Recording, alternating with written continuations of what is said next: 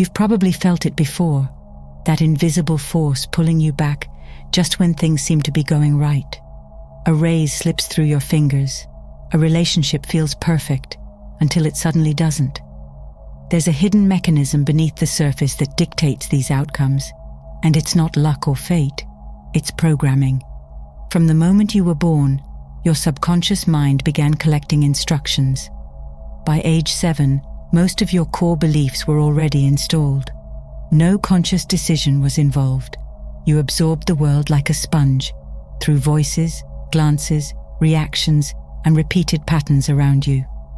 These early programs became your internal thermostat, silently governing how much love, success, or money you can handle. Like a thermostat set to 70 degrees, you might temporarily rise to 80, maybe you earn more than ever before, but your internal mechanism senses the deviation and cools you right back down. That's not sabotage, that's a perfectly functioning cybernetic system doing its job. Your brain is designed for consistency. It seeks alignment with the self-image buried in your subconscious. 95% of your actions, decisions, and reactions are driven from there. That's why change often feels impossible, like trying to swim upstream against a river of invisible, inherited limitations. To truly change what you attract, it's not enough to wish, work harder, or visualize.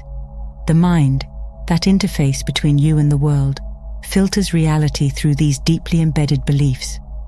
Until the inner blueprint shifts, any outer success will eventually crumble under the weight of internal contradiction.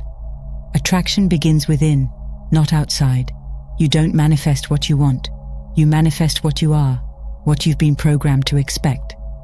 Recognizing this is the beginning of power, not because you're broken or flawed, but because you were programmed by people who were also programmed. But now you can stop running outdated software. Now you can rewrite the code.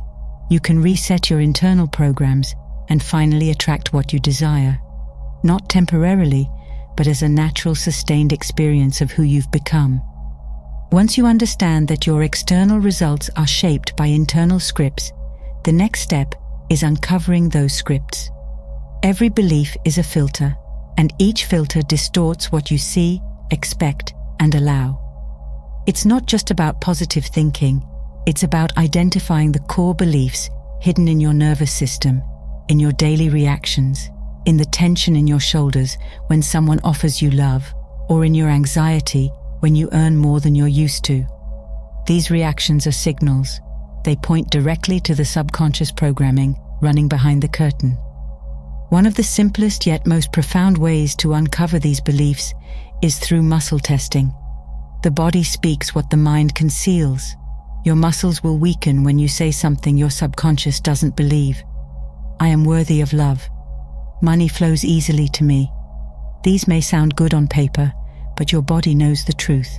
A gentle sway forward or backward can reveal more about your inner programming than 100 journal pages. It's not magic, it's neurology. Your muscles are wired to the subconscious, and the electrical signals they emit reflect alignment or dissonance. In the same way that trees lean toward the sun, your body naturally gravitates toward beliefs that support your highest state. It recoils from the falsehoods stored in trauma and repetition. By asking your body yes or no questions and watching its response, you gain direct access to the inner control panel. There's no need for guesswork. The answers are already there, waiting in the architecture of your system. Use this information like a compass. Begin to write down the truths you want to live and test whether your subconscious agrees. Where there's resistance, there's opportunity. Resistance is not rejection, it's an invitation to reprogram. The conscious mind can set the intention, but the subconscious must run the code. And only when both are in agreement can attraction become effortless and sustainable. True change enters through the doorway of the subconscious, not by force, but by frequency. Just as the earliest years of your life were marked by open neural pathways, the adult brain can return to a similar state of receptivity. Moments just before sleep, when consciousness fades and theta waves rise, become gateways. The hemispheres of your brain, usually split in their duties, begin to synchronize. This state is called hemisync, and it mirrors the brainwave pattern of childhood, the time when your original programming was formed. During this state, the subconscious absorbs new information without resistance. Affirmations, when gently fed into the mind in this condition, bypass the critical filters. Words spoken aloud, "I am abundant, I am love, I trust myself," begin to take root in the fertile soil of the subconscious. Not because they sound good, but because repetition and timing plant them deep where change actually occurs. Whispered just before sleep, or played softly through earphones overnight, these affirmations become the new language of the self. Consider the subconscious like the soil of a garden. If planted with weeds of unworthiness, scarcity and fear, it will yield exactly that. Yet if nourished with new seeds, given time, water and sunlight, symbolized here by repetition, emotion and clarity, it begins to grow a new identity.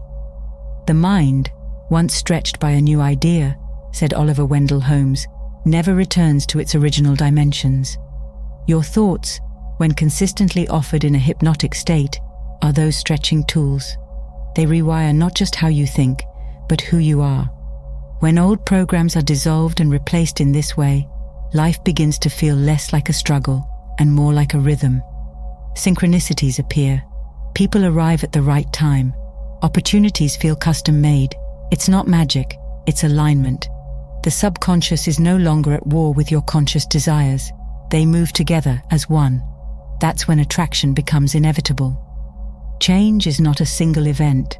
It is a ritual of repetition. After the age of 7, the subconscious mind stops learning by immersion and begins learning through habit. Just as walking, driving, or tying shoelaces became automatic through practice, so too can new beliefs about self-worth, abundance and possibility. Each repeated thought or behavior becomes a groove in the mind's landscape, eventually deep enough to guide your entire reality. Every time you choose the new behavior over the old one, when you speak up instead of staying silent, when you say no to what doesn't serve you, when you walk into the room as someone who belongs, you're teaching the subconscious a new standard. It watches, it records, then it replicates. Over time, those small choices compound, creating a new default response. What was once foreign becomes familiar. The unfamiliar, once scary, becomes the new home. You're not just replacing thoughts, you're becoming the proof of them. A person who believes they are worthy doesn't just say it. They stand taller. They look others in the eye.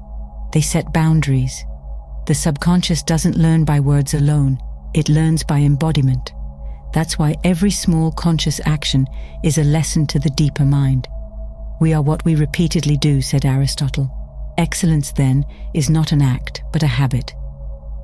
Each habit builds a new energetic signature. That signal is what the universe responds to. When the internal frequency matches the desire, the external world rearranges itself accordingly. You attract not through force, but through frequency. You become a lighthouse, not a ship, and everything aligned with your new self-image begins to find you, drawn in by the magnet of your transformation. Eventually, the repetition becomes reality. What began as a conscious effort becomes effortless. No longer do you chase outcomes or question your worth. The internal compass is calibrated. Your subconscious no longer contradicts your aspirations. It supports them. Now the universe reflects not your past programming, but your current identity. Not your wounds, but your wisdom. You're no longer echoing the beliefs handed down to you. You're authoring your own.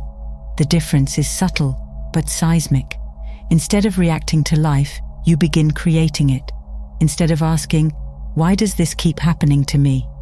The question becomes, what am I choosing to attract? One is rooted in victimhood, the other stands in authorship. The power lies in that shift. New thoughts grow stronger when acted upon. Reprogramming doesn't stop when you feel better. It's sustained through lifestyle, attention, and continuous self-awareness. When your daily rituals reflect the person you've chosen to become, the subconscious will not only follow, it will lead. Suddenly people, circumstances, and opportunities appear as if pulled into orbit by your clarity. In the end, you are not chasing dreams, you are aligning with them. What you want already exists in potential. Resetting your internal programs doesn't create magic, it aligns you with it. You've learned the science, you've embraced the tools, now the code has changed, and reality is following your command.